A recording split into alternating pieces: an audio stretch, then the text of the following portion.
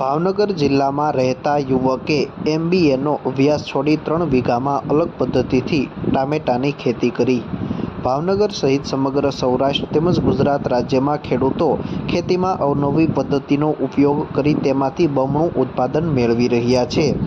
હાલના સમયમાં યુવકો પણ ઉચ્ચ અભ્યાસ મેળવ્યા બાદ નોકરી કરવાના બદલે ખેતીના વ્યવસાય સાથે જોડાઈ તેમાં અવનવી પદ્ધતિનો ઉપયોગ કરી સારી આવક મેળવી રહ્યા છે। મારું નામ ગોહિલ દિલીપસિંહ પોપટભા, ગામ જુનાપદર, તાલુકો જેસર, જિલ્લો ભાવનગર।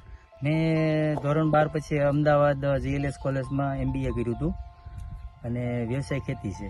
MBA મેં 1.5 વર્ષ જેવું કર્યું હતું અને પછી કોઈ ગવર્મેન્ટ કોઈ નોકરીમાં ઇન્ટરેસ્ટ ન હોવાથી મને પર્સનલ બિઝનેસમાં જ રસ હતો, એ માટે મેં ખેતીમાં જોડાઈ ગયો હતો।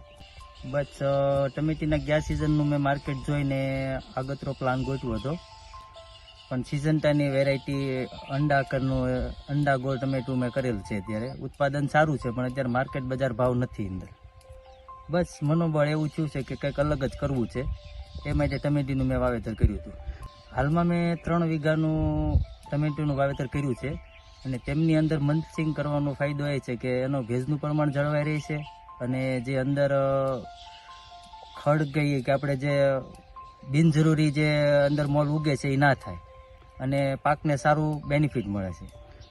આમની માવજત તો ચટણી કામ કરેલું છે, મતલબ કટિંગ કર્યું છે, દોરી વડે બાંધેલી છે, થોડી સ્ટ્રીટમેન્ટ કરેલી છે। એમાં આંકડાનું પલાળીને પોટાશનું પ્રમાણ મળી રહે છે, થોડુંક ગૌમૂત્ર છાશ આ તે વગેરે બધું અત્યારે ટ્રીટમેન્ટ આપું છું। કોઈ માર્કેટ ભાવ નથી એટલે બને ત્યાં સુધી રાસાયણિક ખાતરનો ઓછો યુઝ કરું છું।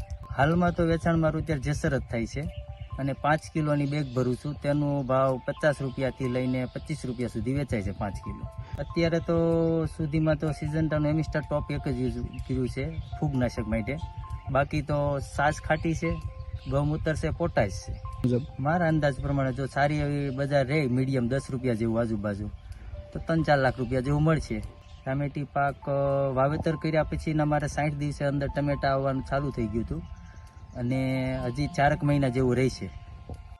ભાવનગર જિલ્લાના જેસર તાલુકાના જુનાપાદર ગામે રહેતા યુવા ખેડૂત ગોહિલ દિલીપસિંહ, જેઓ MBAના અભ્યાસ માટે અમદાવાદ ગયા હતા, પરંતુ પોતે પોતાનો વ્યવસાય શરૂ કરવામાં જ રસ ધરાવતા હોવાના કારણે 1.5 વર્ષના અભ્યાસ બાદ અભ્યાસ છોડી અને વતન પરત ફરી ખેતી સાથે સંકળાયેલા છે। છેલ્લા 4 થી 5 વર્ષથી પોતે ખેતી કરી રહ્યા છે।